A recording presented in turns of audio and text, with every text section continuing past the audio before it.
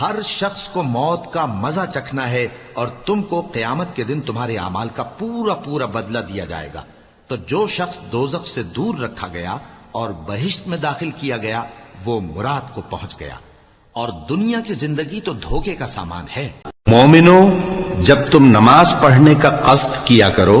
تو اپنے منہ اور کوہنیوں تک ہاتھ دھو لیا کرو، اور سر کا مسح کر لیا کرو، اور ٹخنوں تک پاؤں دھو لیا کرو،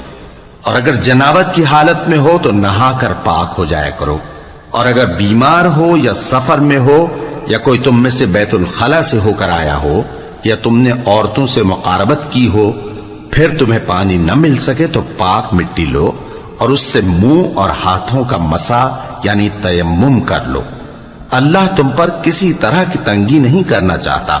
بلکہ یہ چاہتا ہے کہ تمہیں پاک کرے اور اپنی نعمتیں تم پر پوری کرے تاکہ تم